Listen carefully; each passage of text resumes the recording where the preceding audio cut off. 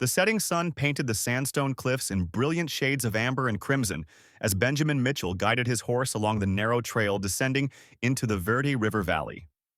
The young geologist from Boston clutched his leather satchel of scientific instruments, still unused to the way his mount navigated the treacherous switchbacks. After 3 weeks of travel, he was finally nearing his destination, the bustling river town of Prescott, where he hoped his expertise in petroleum geology would prove more valuable than the fool's errand of gold prospecting that had drawn so many others west. The year was 1878, and while most fortune seekers headed to the mountains with pick and pan, Benjamin had different aspirations. His professors at Harvard had taught him about the telltale signs of oil deposits, and his preliminary research suggested this region of Arizona Territory held vast untapped reserves.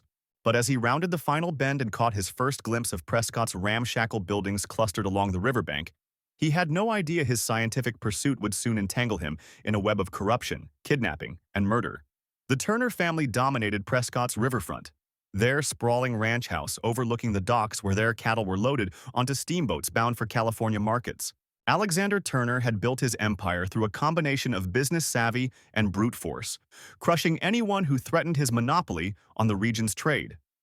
His daughter Clara served as his eyes and ears in town, managing the family's books while gathering intelligence on potential rivals. Benjamin secured lodging at the modest River's Edge Hotel, where he met Noah Phillips, a gruff but friendly desk clerk who seemed to know everyone's business in Prescott. Over a bowl of questionable stew in the hotel's dining room, Noah explained how the Turners controlled not just the cattle trade, but also the town council and sheriff's office.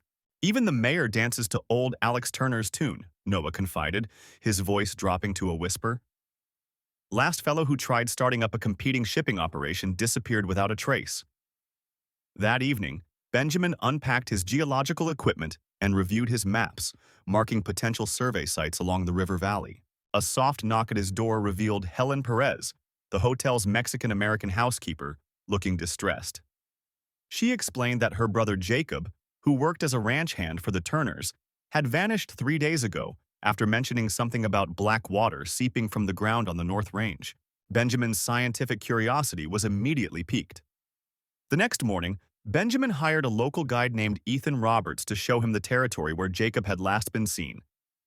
As they rode north, Ethan revealed he was more than just a guide. He was a former Turner ranch hand who'd quit after witnessing too many accidents befall people who crossed the family. The air grew tense as Ethan described how Alexander Turner's eldest son had beaten a Native American trader nearly to death for attempting to establish an independent trading post.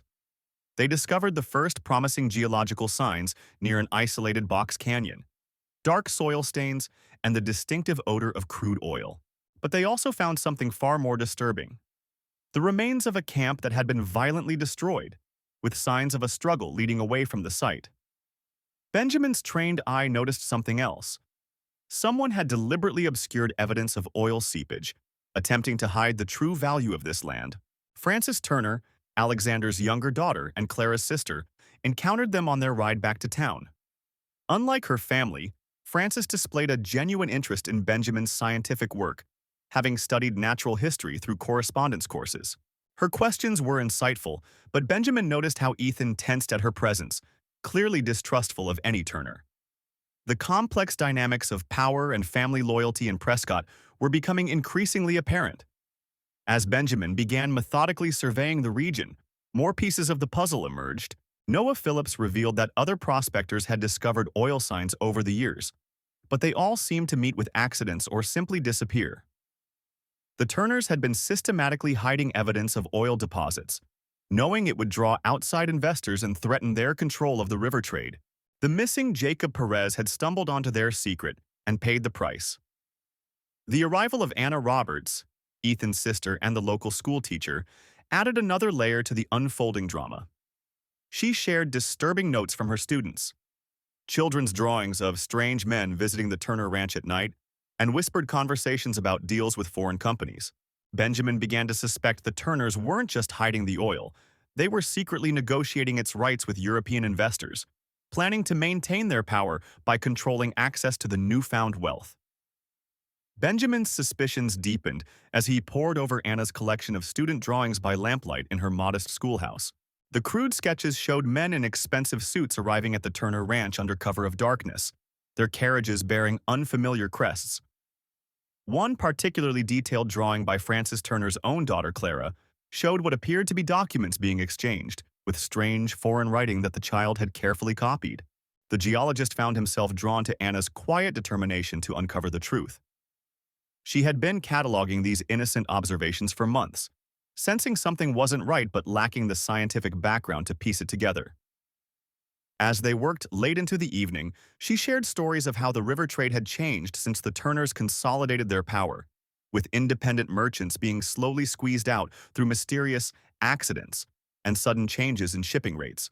Noah Phillips arrived at dawn with troubling news from Prescott. A group of European businessmen had been spotted meeting with Alexander Turner at the Grand Hotel, though Turner publicly denied any such gathering. More concerning was the disappearance of Helen Matthews, an elderly widow who owned a strategic piece of land near where Benjamin had found the strongest oil indicators. Her small cabin stood empty, with only cold ashes in the hearth. Making their way carefully along the river's edge, Benjamin and Noah discovered fresh wagon tracks leading away from Helen's property toward the Turner Ranch. The tracks vanished near a steep embankment, but Benjamin's trained eye noticed something else: a distinctive purple-black sheen on the water's surface, further evidence of the oil seeping up through the limestone layers.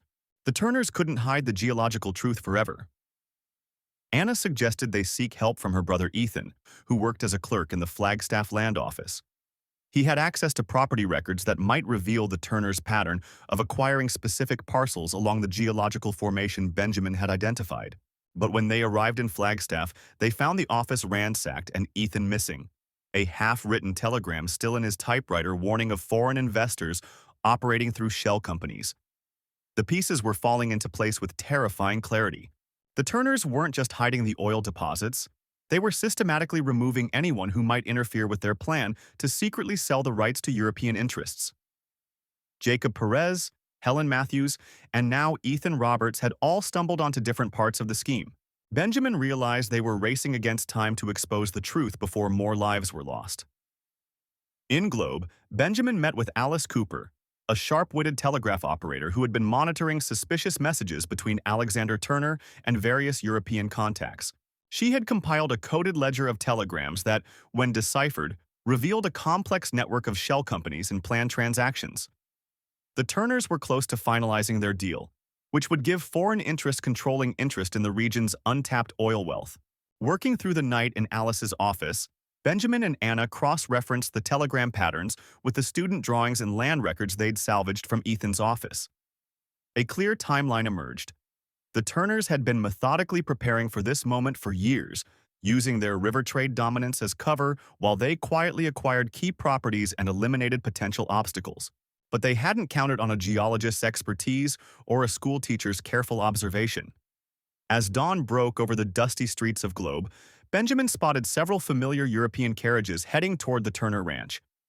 The final meeting was clearly imminent, with Noah Phillips gathering trusted allies and Alice continuing to monitor the telegrams.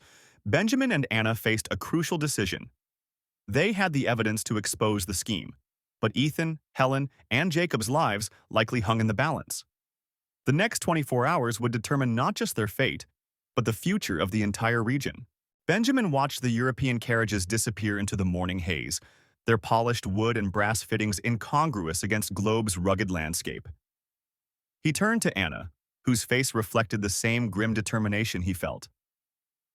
"We need to get to the river before those investors reach Turner's Ranch. That's where they'll be holding Ethan and the others." The mighty Colorado's tributaries had carved more than just the landscape. They'd shaped the power structure of the entire territory. Benjamin had spent enough time studying the region's geology to know that the waterways were the key to everything, including, he suspected, where the Turners would keep their hostages. The old Riverside Warehouse District, with its maze of abandoned trading posts, offered perfect cover for their operation. Anna pulled out a worn map she'd marked with the locations of recent Turner property acquisitions. "Look here," she pointed to a cluster of buildings near a sharp bend in the river. "These warehouses used to belong to independent traders before the Turners forced them out." The afternoon sun cast long shadows across the muddy banks of the Colorado River as Ethan Mitchell studied the unusual rock formations near Yuma's bustling waterfront.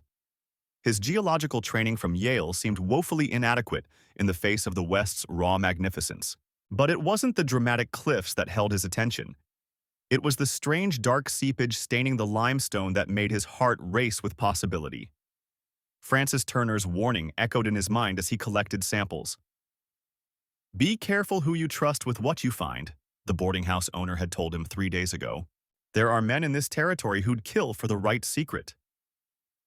Her words carried the weight of bitter experience, though she wouldn't elaborate further. The mysterious disappearance of her husband 2 years prior remained a subject of whispered speculation among Yuma's residents. The discovery of oil seeping from the riverbank rocks could transform the entire region, but Ethan knew he needed powerful allies before going public. The cattle barons who controlled the territory through their puppet officials wouldn't take kindly to anything threatening their dominion. Alexander Phillips, the most prominent among them, had already made his disdain for Eastern interlopers abundantly clear. A commotion downstream drew Ethan's attention. 2 riders were arguing intensely with a group of river traders, hands hovering near holstered weapons. He recognized Noah Roberts, Phillips' ruthless foreman, and felt a chill despite the desert heat. The traders were gesturing angrily at several empty canoes pulled up on the bank. Something about missing supplies and a missing person. The tension broke suddenly as Roberts drew his revolver, causing the traders to back away with raised hands.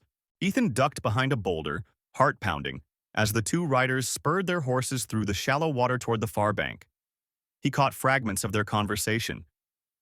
"Mitchell's getting too curious, and Phillips wants it handled quiet-like." The implications were clear enough. Back in town, Ethan found Frances Turner in an agitated state. Her daughter Clara had failed to return from delivering fresh linens to the riverfront businesses. "She knows better than to dawdle after dark," Frances fretted, pacing the boarding house parlor. Not with all the strange happenings lately. Ethan's gut twisted as he recalled Robert's heated exchange with the traders. That evening, Benjamin Perez, a Mexican-American geologist Ethan had befriended, arrived with disturbing news. "They found one of the missing traders' canoes downstream," he reported grimly. "Signs of struggle, and this." He placed a torn piece of fabric on the table, the same distinctive pattern as Clara Turner's dress. Frances collapsed into a chair, color draining from her face.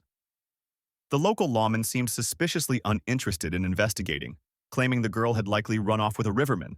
But Ethan couldn't shake the conviction that Clara's disappearance was connected to his oil discovery. The timing was too convenient, the warning too clear. Someone wanted him to understand the price of continuing his geological survey. Helen Phillips, the cattle baron's wife, paid an unexpected visit to the boarding house the next morning. Her carefully arranged expression couldn't quite mask her distress as she spoke with Frances. "I'm sure Clara will turn up soon," she said, her fingers worrying at her lace cuffs. "Alexander has men searching the river." The way her eyes darted to Ethan suggested she knew more than she was saying. Working late in his room that night, Ethan discovered his geological samples and notebooks had been thoroughly searched. Nothing was missing, but the message was clear. A note had been left. "Leave the stones unturned if you value your life." The handwriting matched a letter he'd received weeks ago from Alexander Phillips, declining his request for a meeting to discuss mineral rights. The pieces were falling into place, forming a picture darker than Ethan had imagined. The oil seepage wasn't just a new discovery. Someone already knew about it. The missing traders, Clara's abduction, the warnings, all pointed to a conspiracy to keep the black gold hidden until certain powerful interests could secure their claim to it. Jacob Turner's disappearance 2 years ago took on new significance. Francis had mentioned he'd been a surveyor for the railroad, mapping possible routes through the territory. Had he stumbled across the same secret Ethan had found? The thought of similar discoveries in his missing survey notes sparked an idea. Finding those documents might be the key to unraveling the whole conspiracy. Benjamin agreed to help Ethan search for Clara, while continuing their geological work as cover. "Phillips and his men watch the river crossings," he explained, "but I know hidden paths through the canyons. The old tribes used them for centuries." His knowledge of the land and its people would prove invaluable in the days ahead. Anna Roberts, Noah's wife, secretly contacted Ethan through Francis. "My husband's changed since taking Phillips's silver," she whispered, glancing fearfully over her shoulder. He's not the man I married. But I've heard things about a camp in the high canyon where they're holding people who've learned too much. I can draw you a map, but please, you never saw me. The pieces of the puzzle were coming together, but time was running out. Clara had been missing for 3 days, and the summer heat was punishing. If she was being held in the canyons, as Anna suggested, she wouldn't last much longer without water. Ethan knew he had to act fast, but one wrong move could spell disaster for everyone involved. The scorching afternoon sun cast long shadows across the canyon walls as Ethan and Benjamin studied Anna's hastily drawn map. The crude sketch showed a network of narrow passages leading to what she had marked as the holding place, a natural amphitheater hidden deep within the maze of red rock. Benjamin traced the route with a weathered finger, his expression grave. This path takes us through Rattlesnake Gulch. Phillips's men won't expect anyone to come that way, for good reason. Frances arrived with urgent news from her contacts in Prescott. Foreign investors, primarily British and Dutch, had been seen meeting with Phillips at the Grand Hotel. They carried leather portfolios filled with geological surveys and land purchase agreements.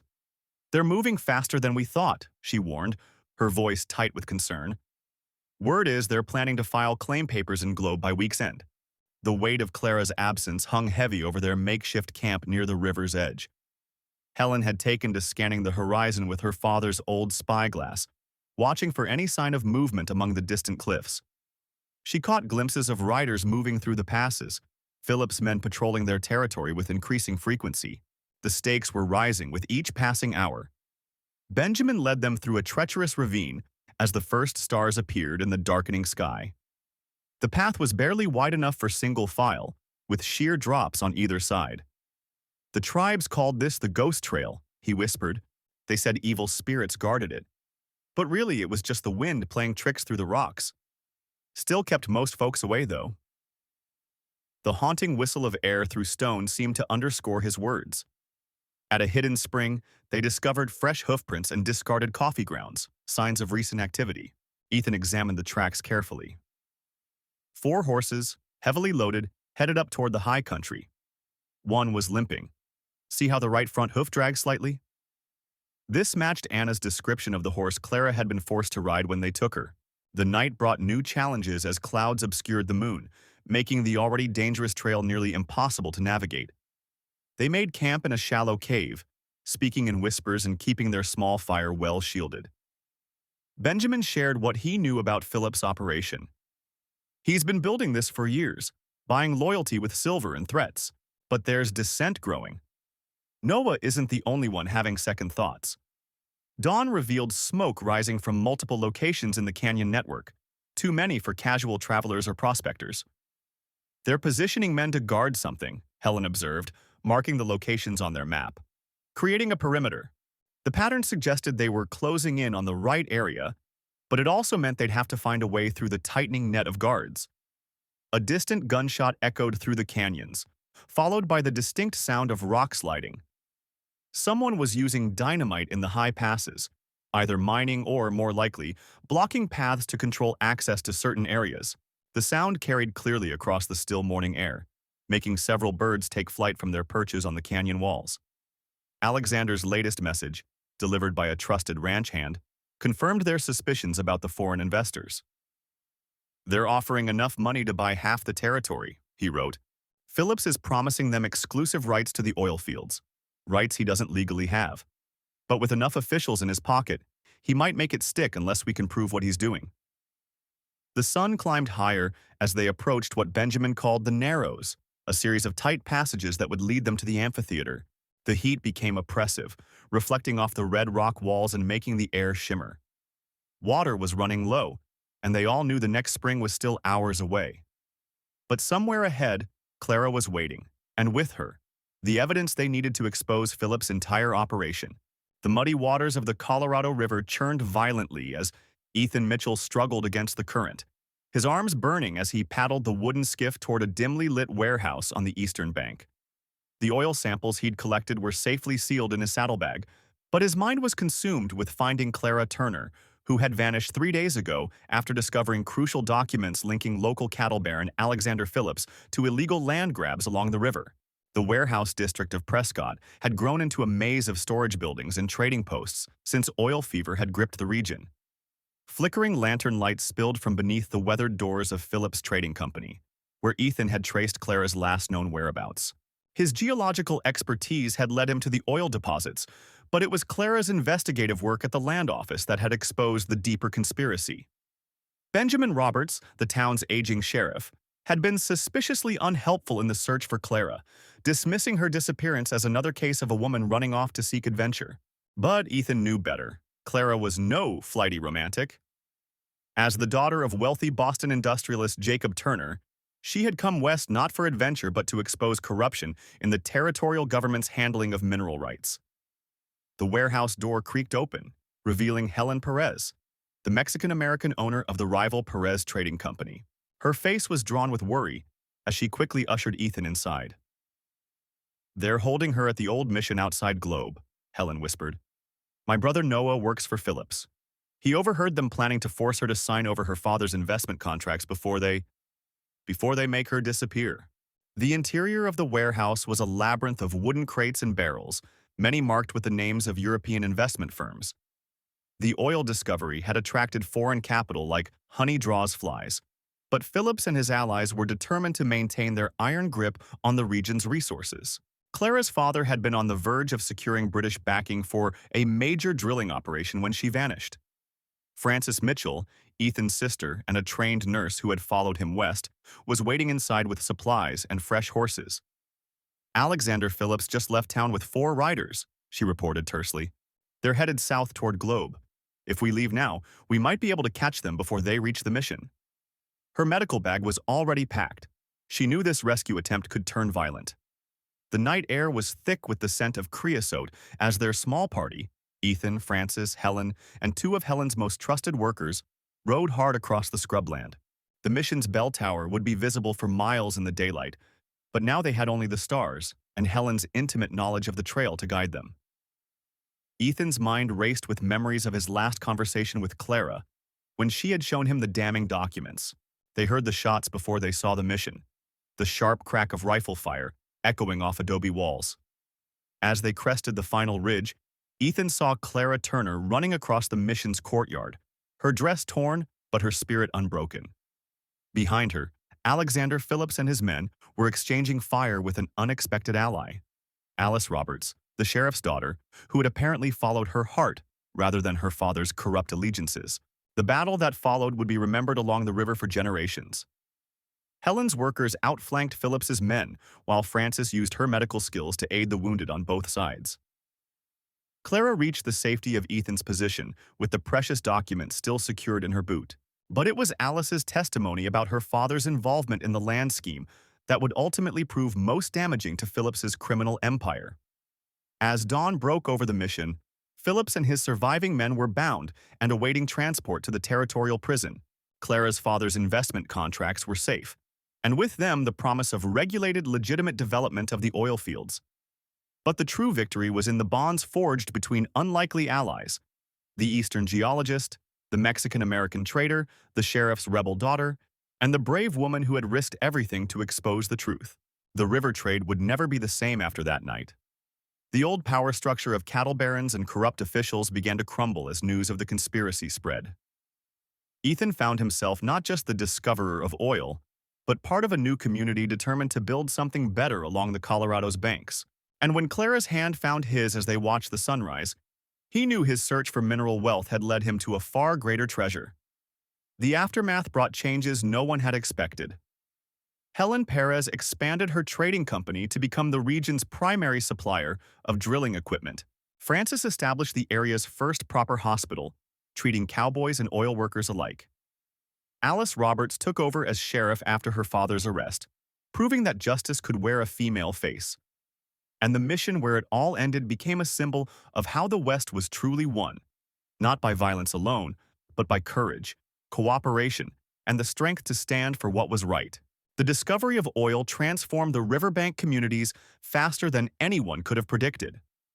Within months, Ethan's geological expertise had attracted investment from Denver and San Francisco, but he insisted on keeping majority control local through a cooperative of small stakeholders. The former cattle pastures along the Colorado sprouted forests of wooden derricks, their steady pumping marking time like the heartbeat of a new era. Clara proved instrumental in organizing the region's first banking cooperative, ensuring the oil wealth wouldn't simply flow east to distant investors. Her experience managing her father's ranch accounts gave her unique insight into how to structure loans that helped local families transition from cattle to oil-related businesses. When she and Ethan married that autumn in Prescott's newly constructed church, the entire community celebrated what felt like their own triumph. Helen Perez's trading network became the backbone of the new economy. Her riverboats now carried drilling equipment upstream from Yuma and barrels of crude downstream. She hired many of the displaced ranch hands as crew, teaching them new skills and giving them a stake in the future. The site of her flagship vessel, renamed New Dawn, became a symbol of progress along the Colorado. Frances transformed the hospital into a teaching facility, training local women in modern medical practices. She understood that the oil boom would bring new health challenges, and her foresight proved crucial when the first drilling accidents occurred. Her quick response and skilled care saved lives and built trust between the old ranching families and the newcomers drawn by the promise of oil. Alice Roberts faced her greatest challenge as sheriff when Eastern speculators tried to muscle in on the smaller claims. They hadn't counted on facing a woman who knew every canyon and creek between Flagstaff and Globe. Her deputies, a mix of former cowboys and oil workers, proved that the new order could protect its own. The attempted land grab ended with the speculators retreating, their Eastern lawyers thoroughly outmaneuvered by local justice. Benjamin, who had once opposed Ethan's plans, became one of the most successful wildcatters in the territory. His knowledge of the land, combined with Ethan's geological insights, led to discovering 3 new fields. The former cattle baron admitted that change had brought more prosperity than he'd ever imagined possible, though he still kept a small herd. Just to remember where we came from. The mission where the final confrontation had occurred was restored and expanded, now serving as both church and community center.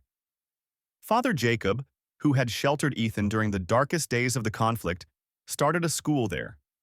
The children of oil workers and ranchers sat side by side, learning about both the old ways and the new opportunities their parents had fought to secure. Noah, the riverboat captain who had helped expose the conspiracy, established the region's first steamship building yard near Yuma.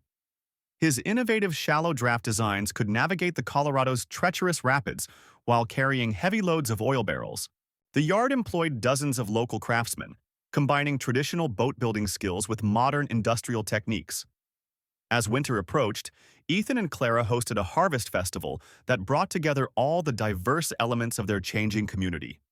Under strings of lanterns, former enemies shared meals and made plans for the future. The old cattle baron's mansion, now converted into a community meeting hall, echoed with music and laughter. Even Alexander, the former corrupt official now serving time in Yuma's territorial prison, would have had to admit that progress had won out over preservation of power. The night ended with a tradition Clara started, everyone writing their hopes for the future on paper lanterns before releasing them into the desert sky. As Ethan watched the lights drift upward, he reflected that his original search for mineral wealth had revealed something far more valuable: the power of a community to reinvent itself without losing its soul. The oil might eventually run dry, but the bonds forged in that time of change would endure as long as the Colorado flowed through their lands. The oil-soaked bandana Alexander Mitchell had used to track Francis Turner's kidnappers led him to the banks of the Colorado River near Yuma. 3 days of following their trail through the desert had brought him here, where muddy banks gave way to a bustling riverport filled with steam-powered paddle boats and weather-beaten warehouses. His geological expertise told him the kidnappers would need river transport to move their captive quickly. Benjamin Roberts, the corrupt deputy who had orchestrated Francis's abduction, had underestimated the young geologist's determination. While others saw Alexander as just another Eastern tenderfoot with fancy degrees, he had spent months mapping the territory's geological formations, learning to read the land like the locals read their cattle brands. The oil deposit he'd discovered near Prescott wasn't just another claim. It represented the future. The afternoon sun beat down mercilessly as Alexander made his way through the dock workers and river merchants. His trained eye caught sight of Noah Phillips, one of Robert's hired guns, trying to blend in among the stevedores. The man's expensive boots and gun belt marked him as no common laborer. Alexander ducked behind a stack of cotton bales, watching as Philip spoke with a gruff riverboat captain. Helen Perez, the local telegraph operator who had been helping Alexander, appeared silently at his side. "The River Queen is scheduled to depart within the hour," she whispered. "My contacts say they're holding Francis in one of the cargo holds." Her dark eyes flashed with anger. She had lost her own brother to the cattle baron's schemes years ago and saw this as a chance for justice. The paddle wheel steamer loomed before them, its white paint peeling in the Arizona heat. Alexander could see armed men positioned strategically around the vessel. They weren't just guarding a kidnapped woman. They were protecting documents Francis had discovered proving the cattle barons had been illegally claiming oil-rich lands through forged deeds and threatened homesteaders. Jacob Turner, Francis's brother and owner of the local newspaper, had rallied support among the honest townsfolk and telegraph operators along the river. As Alexander watched, he saw lamp signals flashing from the far bank, Jacob's network confirming that law enforcement would be waiting downstream, but they had to get Francis off the boat before it departed. A commotion near the gangplank drew Alexander's attention. Clara Mitchell, his sister who had followed him west despite his protests, was creating a masterful distraction. Her proper Eastern dress and theatrical hysteria about her missing luggage had several of Robert's men awkwardly trying to calm her while maintaining their posts. Using the diversion, Alexander and Helen slipped aboard via the cargo loading ramp. The hold was a maze of cotton bales, timber, and barrels. They found Francis bound but conscious in a makeshift cell constructed from wooden crates. Her face was bruised, but her eyes blazed with defiance as Alexander worked to free her bonds. Sudden footsteps overhead sent them scrambling for cover. Benjamin Roberts himself descended into the hold, his expensive boots echoing on the wooden steps. "I know you're down here, Mitchell," he called out. "Did you really think we wouldn't be watching for you? You should have stayed in Boston with your rocks and books." What followed was a desperate struggle in the confined space of the hold. Roberts had the advantage of experience with violence, but Alexander had spent months developing the wiry strength needed for geological fieldwork. When Roberts's gun discharged in the darkness, the bullet splintered a support beam instead of finding human flesh. Helen proved her own worth in the fight, using a cargo hook to disarm one of Robert's men who had followed him down. Francis, though weakened, managed to trip another thug into a stack of barrels. The noise attracted attention from above, but it was Jacob Turner's allies who came charging down the steps, not Robert's remaining gang. In the aftermath, as Roberts and his conspirators were led away in chains, Alexander found the documents Francis had risked her life to protect. The carefully forged land deeds revealed a conspiracy reaching all the way to the territorial governor's office. The cattle barons had known about the oil deposits all along. Alexander's geological surveys had only confirmed what they had desperately tried to keep secret. Francis insisted on telegraphing the story herself from Helen's office, her fingers flying over the keys despite her injuries. Within days, newspapers across the territory were reporting the scandal. The power of the cattle barons began to crumble as honest homesteaders and prospectors learned the truth about the lands they had been forced to abandon. Alexander's oil discovery ultimately transformed the territory, but not in the way the corrupt officials had feared. Under Francis's guidance, the newspaper championed regulations ensuring the wealth would benefit local communities rather than distant investors. Helen's telegraph network became the backbone of a modernized communication system serving the new industries. The last time Alexander saw Benjamin Roberts, the former deputy was boarding a prison wagon bound for Yuma Territorial Prison. "You still don't understand," Roberts spat. "The West isn't about your scientific progress, it's about power." Alexander disagreed. As he watched Francis directing the newspaper's coverage of the new oil developments, he knew the West's true power lay in those who fought for justice, not those who hoarded control. Clara eventually convinced Alexander to partner with ethical Eastern investors, but only after Francis and Helen had helped establish strict oversight. The rivers that had once carried only cattle wealth now transported the machinery of progress.